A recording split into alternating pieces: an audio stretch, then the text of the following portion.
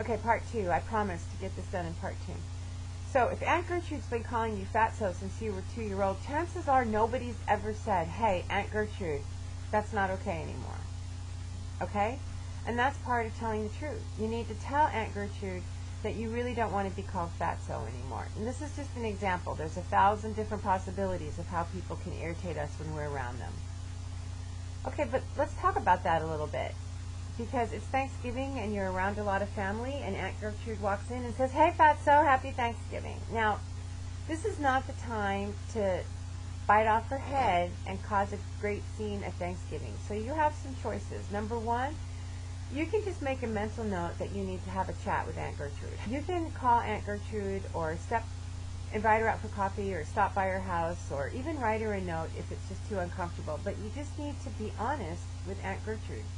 Now, how do you do that? And you can do it in sort of an angry, defensive manner, but that's going to put Aunt Gertrude on the defense.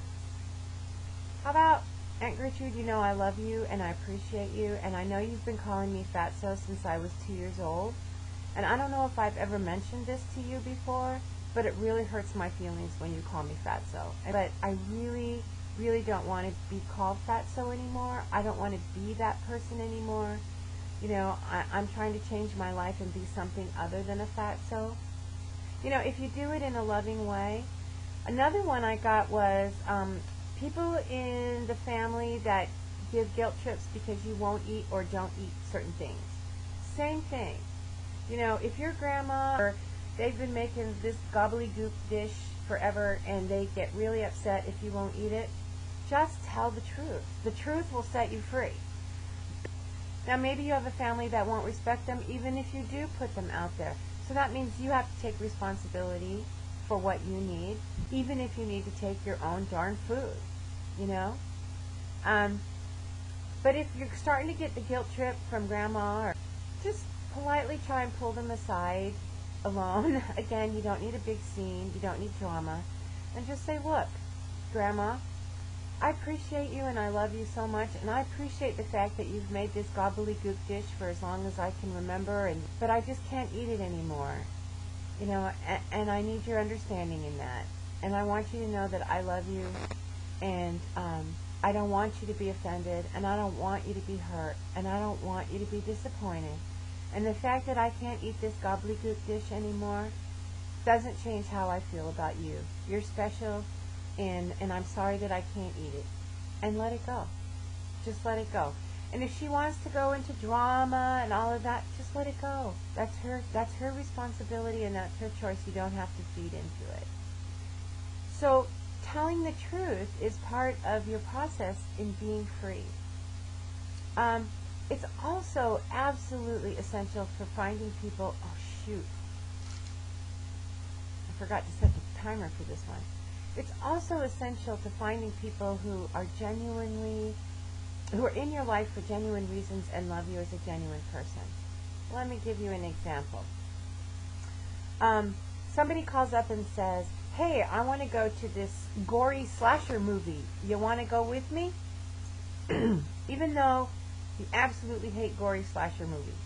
But you say yes because you want them to like you. You want to go to the movies. You're afraid if you say no, they'll go with someone else and you'll be left out and feel rejected and alone and all of that sort of stuff.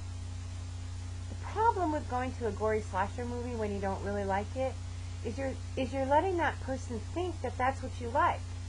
Okay? So they're going to call you every time they want to go to a gory slasher movie, even though you hate them. And then later on, if you say, you know, I've been to 12 of these movies and I hate these movies, they're going to think, well, why didn't you tell me? Why didn't you tell me the truth? They're friends with a facade. They're not friends with the real you. They're friends with a facade that you've put out there. And the problem with people being friends with or loving an image rather than the real you is that inside you think no one loves me. The problem is not that no one loves you. The problem is that no one knows who you are because you're not telling the truth about who you are. And people can't love who you are until they know who you are. Excuse me. And the only way people can know who you are is if you tell the truth. So telling the truth is an essential part of your recovery. Tell the truth to yourself and tell your truth to the people in your life. And do it in a loving manner. I'm scared that when I'm alone and it's just me and the pie in the kitchen, I'm not going to make it. Okay.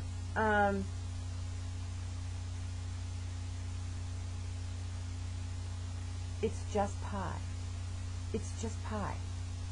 This is a water bottle. They're just things. They have no power. This water bottle cannot get into my system unless I pick it up and put it in my mouth. Until I give it the power to do that. It's just pie. It has only the power that you give it. And you don't have to give it your power anymore. So, all behavior is preceded by a thought.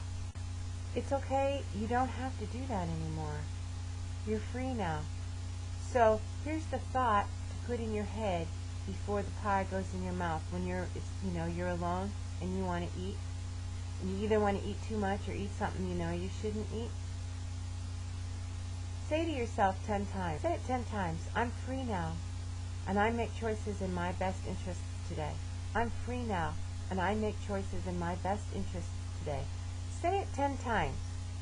And after the 10th time, see if you still eat that piece of pie. I think you'll find a huge difference. Take responsibility for your food. If you don't think you can get through the day without eating pie, then take your own damn pie that doesn't have sugar. There's all kinds of dessert recipes out there. I'm not advocating eating sugar-free crap on a regular basis. But you know what? A few times a year, there's a time and there's a place. And Thanksgiving may be an appropriate place to bring your own sugar-free pumpkin pie. So take responsibility and don't give your power away. Don't give your power away. It's just food. Okay? The final thing I want to say about family is remember everybody's doing the best that they can and nobody's perfect. Everybody's working with their own toolbox, and some people have never even looked at their toolbox. They're 60 years old and they're still completely messed up. And you have no control over them and their toolbox and their behavior. You only have control over you and your toolbox and your behavior. Okay? So take advantage of that this year, and I would encourage you to really, really look at your family. Really look at each member of your family around the table this year and try and look at life from their point of view. Well, whatever their issue is, and try and appreciate where they're coming from. Because everybody's doing the best they can, and try and love them in spite of their shortcomings, because that's what everybody wants. That's what I want. We all want to be loved for who we are in spite of our shortcomings. And if you can put that out there to them, take the lead in your family, show them how to be a good family member. I spent so many years mad thinking, why don't they just do it the way I want them to do it? You know what? You do it the way you think it should be done. You show them what a good family member's like. Teach them love by example. Take the lead. Show them that you can get through the holiday and not have a big emotional thing. You don't have to buy into it. If you ever play tennis, you can't play tennis by yourself. You have to serve the ball, and you got to have somebody on the other side of the net to send it back. It's the same thing with confrontations, arguments, and disputes. It doesn't happen unless somebody volleys the ball back. If somebody says something mean or nasty or degrading, make a mental note to talk about them under an appropriate circumstance, and don't return the ball. And things will be calmer. Take the lead. We all have dysfunction. It's okay. Embrace your humanity. Embrace the fact that you're not perfect, because nobody's perfect. And when we can embrace our own humanity, we can love people the way they are too. Okay, I'm sure I'm out of time. I hope this helps.